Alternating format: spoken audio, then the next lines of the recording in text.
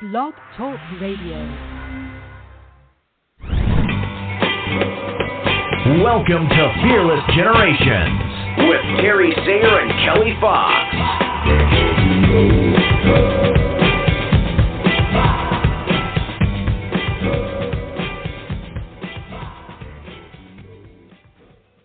Hello and welcome to Fearless Generations, 12 Steps to Freedom. I am Kelly Fox and we are here talking Step 9, Intention. And our focus tonight is self-doubt decreases when we are using intentions and being intentional. So let's get this conversation going. Let me introduce my beautiful co-host, Terry Sayer. How are you doing tonight, Terry? I'm doing well, thank you. I'm ready to have a great conversation with our special guest. Yes. And speaking of that special guest, we are super excited to have on the show tonight for the first time our beautiful friend who is up with us at midnight her time. And from Canada, please welcome Angela Wilson. Mm-hmm. Yes, thanks so much. I'm so glad to be here. We are excited to have you.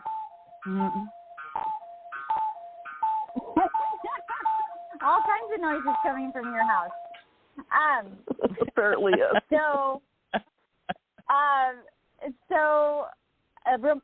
Please tell our audience what it is you get to do and who it is you get to serve.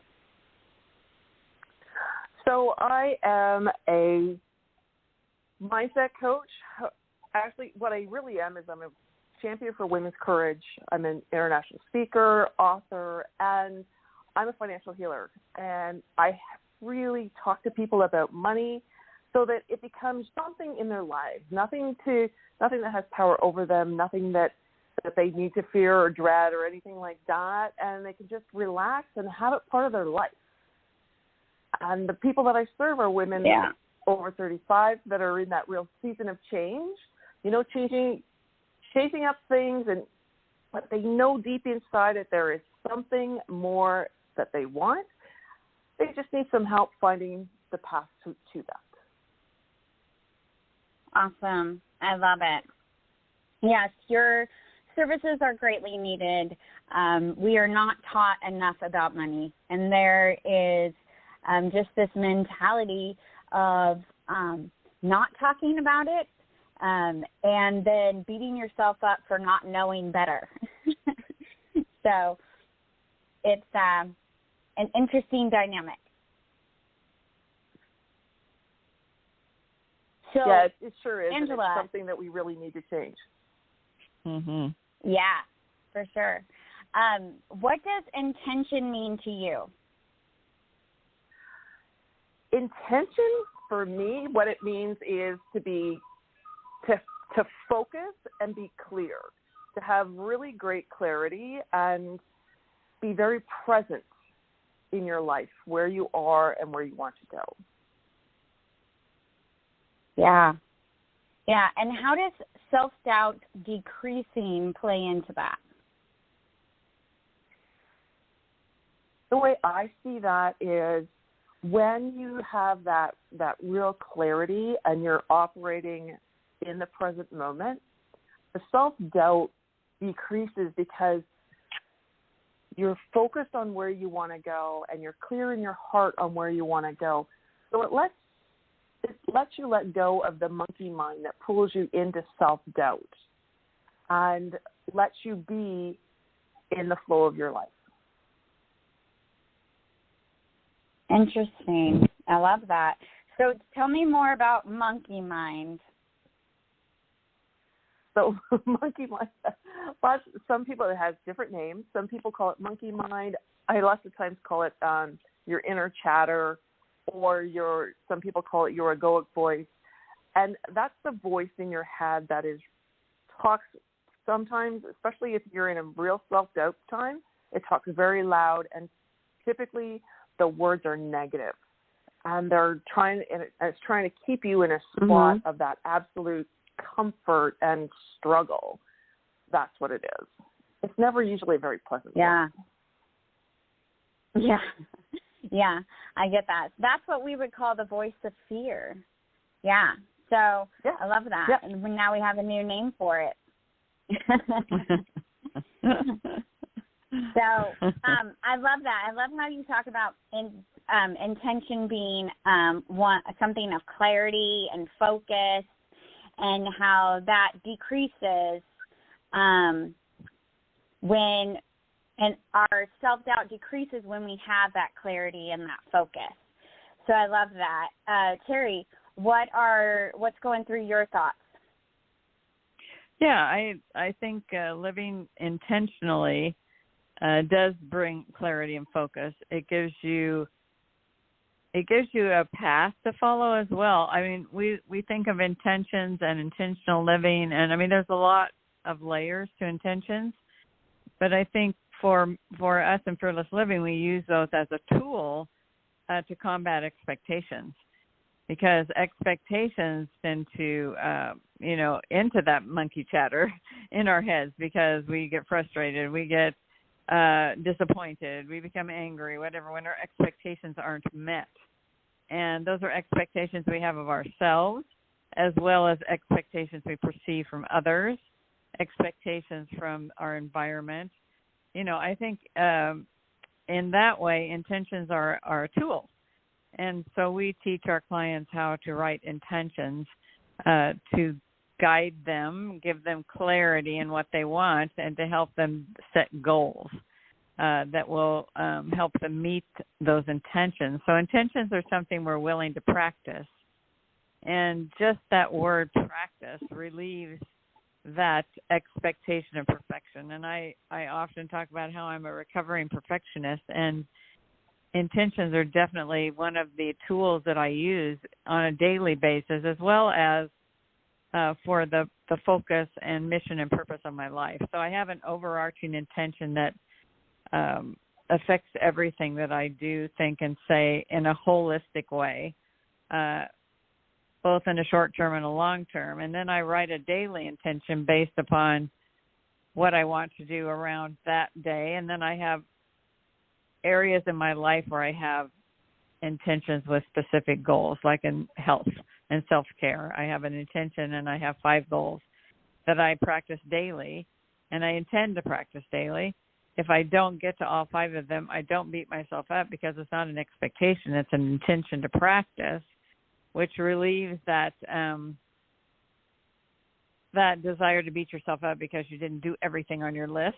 It's just, again, it's a mindset. It's a way to live intentionally, mindfully, so that you're having compassion for yourself, you're telling yourself the truth, and you're also being personally accountable. And that's what the intention does for me when I set those goals to reach that intention and support that intention. So I think there's a lot of facets to intentional living, both as a way of being and a tool to assist us in being clear about that path that we've set for ourselves, that mission, that passion in our lives to become what we desire to be, and what we can work at by practicing daily intentions, intentions around a particular area in our life, and then a lifetime intention that guides us in everything that we do. So, long answer to short question. Yes. But that's true.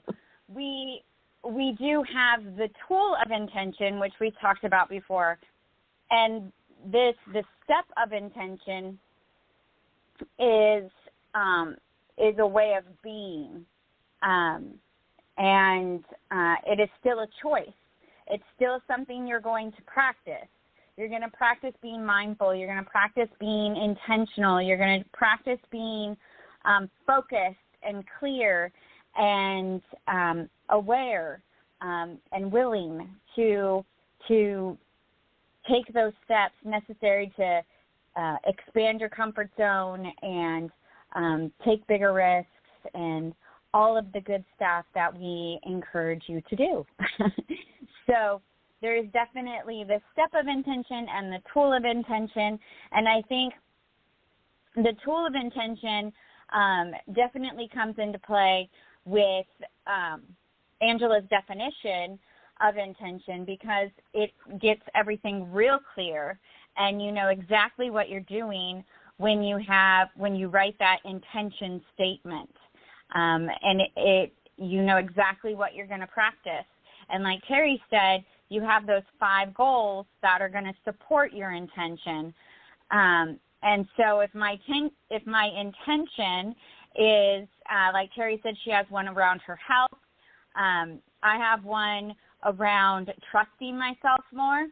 And so one of my goals is to write 5 acknowledgments, because that tool supports me in trusting myself. So, you know, one of my goals is to make a decision on my own. One of my goals is to trust those around me, because if I'm not trusting myself, I can't trust others. So there's different things that I can practice that will support me in my overall intention of trusting myself more. So we have goals underneath our intentions, and those intention statements are what support us in being intentional. So, yeah, love everything you said. And, Angela, did you have a tool that you wanted to share with us? Well, it's interesting, Kelly, because it really comes into sort of what you and Terry were both saying. And one of the tools that I use to keep very intentional, and you know, it's interesting because the other word that I use in tandem with that is I use intentional living, but I also say conscious living. And again, it's the idea of being very focused. And so what I find here is, and I get my clients to do this a lot, is to journal, to really be specific about what's going on in their life and where they want to go and how they want, the steps that they know right now that they can take, because each step that we take, again, exponentiates on the one before. And we don't have to know all the steps, but if we have an idea of where we want to go, at least we can start taking steps.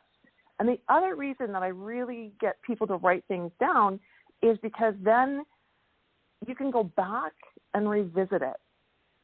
And what it does is when we have those little times of self-doubt, what we can do is we can see evidence of when things were really going well, and how we were really intentional, we were focused and what have you, and it brings you back to that spot.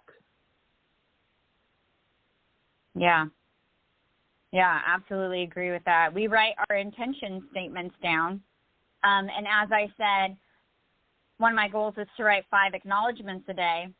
I write those acknowledgments down as well, and it's for the same reason, to be able to go back and to read them and to remind myself of my intention, to remind myself of how I'm practicing that intention, and to remind myself that I am growing, that I am trusting myself more. So I love that. Journaling is a powerful tool, and I think that sometimes we can get overwhelmed in journaling. I know that I can, where I feel like I have to do it a certain way, or it has to be so long, or it has to be structured in some way. And really, we can do whatever we want. We can write words. We can draw a picture. We can journal out our thoughts and our feelings however we want. And we don't need to limit ourselves. No, absolutely not. How many blocks it's do you your have journal. in your house, Angela? I love it. But yeah, no, Kelly, you're right. You know, it's your journal, and you get to choose on exactly how you want to do it. There's no right or wrong way. It's just a great methodology that you can come back and revisit, because I think revisiting is so important, because we collect evidence at times on how we're not doing things in the right way, or we're not growing fast enough, or blah, blah, which goes along with the just lost my word. I am sorry. Expectations that Terry was talking about Right. before, it plays right into that. However, when you can go back and revisit and actually see all the evidence of how far you've really come, that can just boost you so much and keep you on that path of growth. Yeah. Absolutely.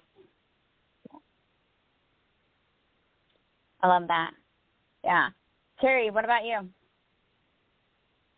Well, I think I said just about everything I wanted to say.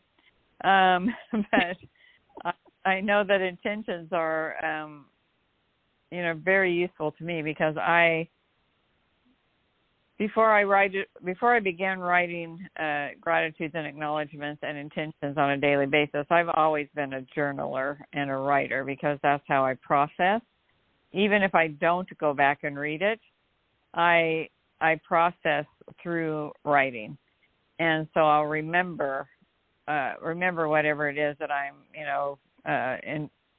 striving to remember if I write it down.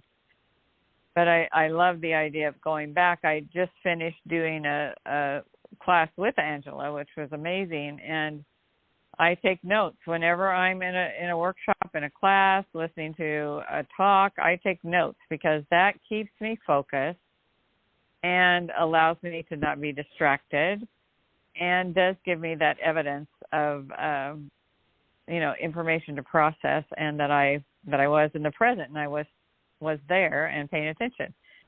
And so we had a meeting this morning, and I was able to go back and look at my notes and recall the things that I had made an intention around to practice, and that I was practicing a lot of those things. And Angela, being the good coach that she is, acknowledged me for that and helped me to see that I was making progress. I was indeed,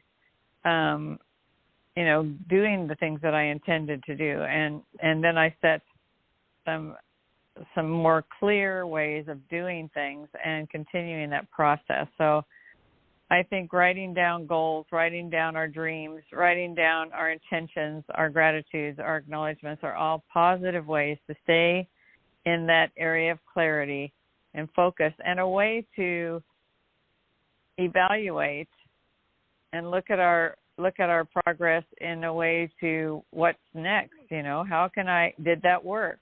So it gives you that opportunity to reflect, as well as to analyze and then evaluate and make a new intention based upon the evidence that you've collected thus far. Is it working? Is it supporting me? How can I tweak that to make it more supporting? And really utilize that journaling as a way to continue to make progress. And I think intentions are really a foundation piece of that journey. Yeah. And with the subtopic this week of self-doubt decreases, how do intentions support you with decreasing your self-doubt? Well, I think Angela just said that really well. It's, as you collect the evidence that you're moving forward with your intentions and you're acknowledging yourself, acknowledging yourself alone decreases self-doubt because it builds confidence. And so I think intentions in that way build confidence, and confidence, is an antidote to self-doubt. You trust yourself, you see your growth, you have faith in your journey, and, so it definitely addresses self-doubt. I agree.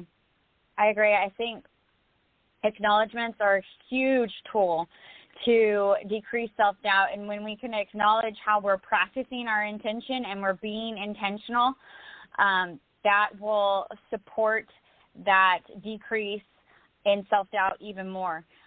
I think writing our acknowledgments around how we're keeping our commitments to ourselves, how we're making intentional choices, how we're continuing to practice the tools that we've learned or the strategies that we've taken on.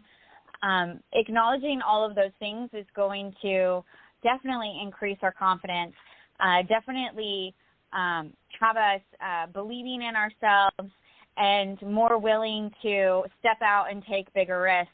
And as we step out and take bigger risks, we're getting closer to the person who we want to be and closer to our dreams and living that life that we want to live. And I think that intentions are definitely a major tool in that process.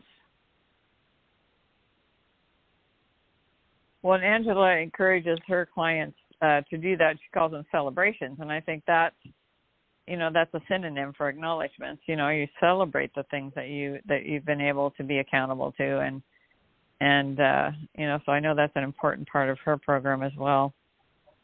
Yeah, Angela, tell us more about that. Yeah, so it's one of those things that as women we don't celebrate ourselves enough. We might celebrate, the big milestone accomplishments and what have you, but it's really about celebrating ourselves every single day. So it is very much like acknowledgement.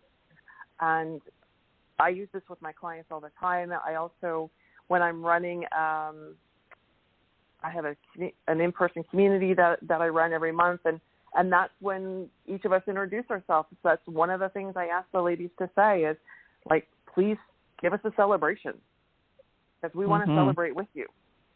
And the other thing is so fascinating with this topic, the other thing that I've brought into that is also having each of the ladies give 1 to 3 words that's their intention for the month, for when we come back the next time. And we write them down and we revisit them.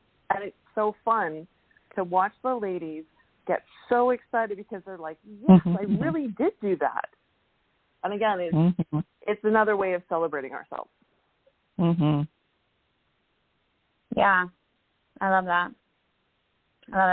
Well, we are getting down to that time where we're about to wrap up. So, Angela, I want to give you some time to share with the audience how they can find you and if you have anything coming up that you'd like to invite them to. Great. Thanks, Kelly. So you can find me, my website is www.angelaunlimited.com. You can also find me on Facebook if you search for Angela Unlimited, and the same on Instagram. And on LinkedIn, you can find me under Angela Wilson. And that's all the social media things. Awesome. And then coming up on June the 21st, I have one of my free workshops coming up called Master Your Money Mindset, and it is at 12 p.m. Eastern Time, so that would be 9 a.m. Pacific. And you can look me up on Facebook to get the link for that, or you can reach out to me at angelaunlimited.com, and I would be more than happy to get you signed up. Yeah, awesome. And you can also post about that in our Facebook group, Get Fearless with Fearless Generations I said it wrong. Get Fearless at Any Age with Fearless Generations. Please post it in there so our peeps can have one-click access to sign up for that, because that's definitely something we encourage everyone to look into. I sure will. Awesome. So, Angela, if there was one thing that you wanted the listeners to get from this call tonight, what would it be? It really is, the one thing really comes down to get really clear about what you really want and go after that, and go after it very intentionally. I talk a lot about dreams. We've mentioned dreams here, and that's one of those things. Once you get intentional and you're going after the life of your heart's desire, then what happens is your life just becomes magical, and you live with joy in your heart all the time. And to me, that's one of the overarching choice points in life, is to be joyful. Yeah, I love that. Terry, how about you? one thing you would want our listeners to walk away with? Yeah, I just think that intention is a state of being. It involves seeing what you clearly want and being able to articulate that, write it down, what is it that you want, and then being willing to practice that and not beating yourself up when you don't, if you attach yourself to a specific outcome, then you beat yourself up if you don't get there. So living in the moment, in the present moment with clarity, and practicing those things that can bring you that joy, to bring you that goal, to bring you that dream, and just to be intentional about that, but at the same time having compassion for yourself, being honest with yourself, and being accountable. And I think that all works synergistically to bring you to that place of joy, which is why we were created. So I think just really, that's more than one thing I know, but just kind of put that together, and I'll say the word is synergy. The synergy of being clear and being intentional. I love it. Yeah, I think I am someone who is challenged by self-doubt quite a bit. So I love this topic of decreasing that self-doubt, and intentions definitely, the tool of intention can definitely support you on that path to be more intentional, and, get that clarity and have those clear steps that you're practicing. And in any moment when something comes up, you know what you're going to do. You know what aligns with you. You know what you value. You know which direction is best for you. And so you can move in that direction. And that self-doubt will start to fade away, and you'll be able to really trust yourself and trust that you know what you want, and trust that you are capable of getting, you're worthy, you're all of those things to get what you want and to maintain what you want. And all of that, you can believe that it can happen, because it can. And I love everything that everyone has shared tonight. Angela, we so appreciate you being here and especially staying up so late with us. We appreciate all of your cuckoo clocks and being able to share in that with you as well. And just a great time here with you. Oh, thank you so much for having me on tonight, ladies. It's been absolutely wonderful. I always enjoy talking with both of you, and this is a great topic. I love the topic of intention, so thanks for having me. Well, thank you for and for your wisdom. Yes.